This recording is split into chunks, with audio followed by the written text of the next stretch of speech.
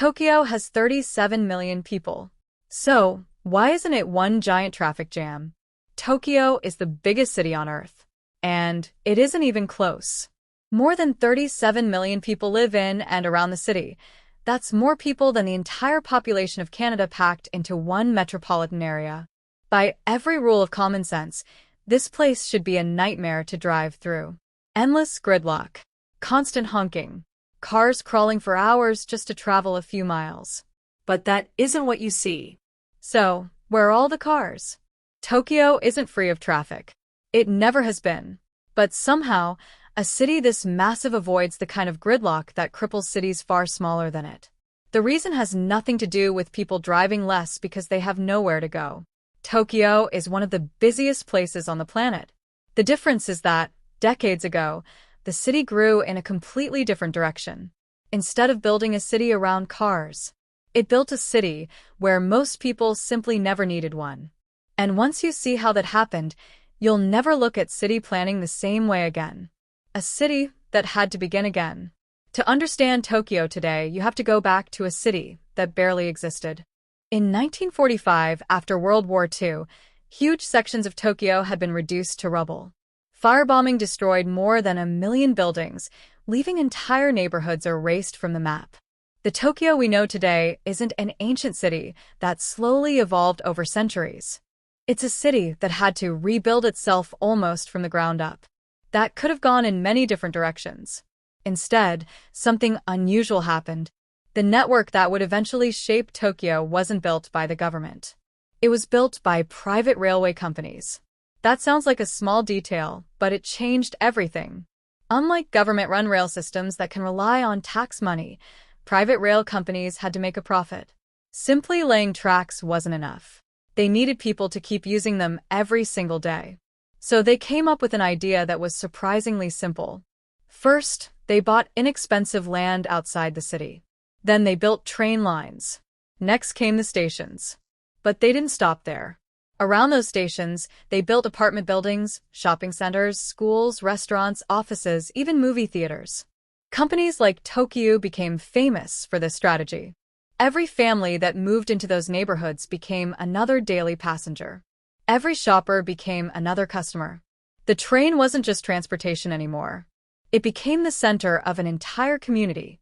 While many cities were pouring billions into highways, Tokyo was quietly creating neighborhoods where nearly everything people needed was only a short walk from the station. By the time Japan hosted the 1964 Olympics and introduced the world to the Shinkansen, that way of building cities was already deeply rooted. In Tokyo, trains weren't competing with cars. Cars were never the main attraction to begin with. That decision still shapes the city today. But that's only part of the story. The really impressive part is how all of that works together every single day. How Tokyo keeps 37 million people moving. Here's a number that's almost difficult to believe. Tokyo's rail network handles roughly 40 million passenger trips every day. Not every year. Every single day. That level of movement only works because almost every part of the system is designed to make public transport the easiest choice. The first thing people notice is the reliability. Tokyo's trains are so punctual that being even a couple of minutes late is considered unusual.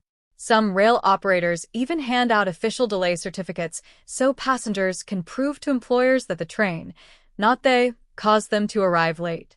When public transport is that dependable, driving starts to lose one of its biggest advantages. Rush hour is also managed differently. Instead of sending everyone onto the roads at exactly the same time, many companies and schools stagger their starting hours, while train operators add more services during peak periods. The trains still get crowded. Very crowded.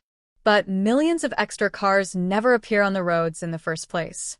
The stations themselves are another reason. Places like Shinjuku and Shibuya aren't simply stations. They're entire districts. Inside and around them are supermarkets, offices, restaurants, shopping malls, hotels, and entertainment. Many people can commute, shop, eat dinner, and head home without ever needing to drive anywhere. Even owning a car comes with obstacles. In much of Tokyo, you can't legally register a car unless you can first prove you already have somewhere to park it. No parking space. No car. Add the extremely high cost of parking, fuel, toll roads, and maintenance, and many residents decide the convenience simply isn't worth the expense. Even the streets help. Walk through a typical residential neighborhood, and you'll notice something unusual. Many roads are narrow, with few lane markings and little room to speed. Drivers naturally slow down because the streets leave them no other choice.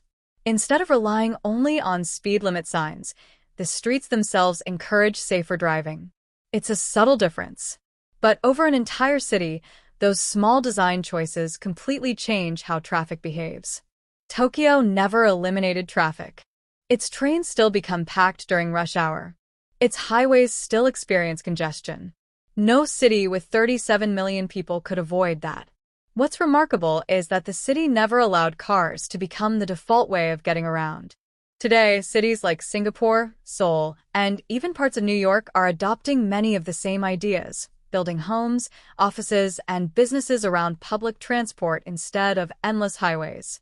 Because once people can comfortably live without a car, most of them do. Tokyo didn't perform a miracle. It simply built a city where driving stopped being the easiest option. And that may be the smartest traffic solution ever created. If you enjoyed this video, don't forget to like and subscribe. There are a lot more cities around the world solving problems in ways most people never notice.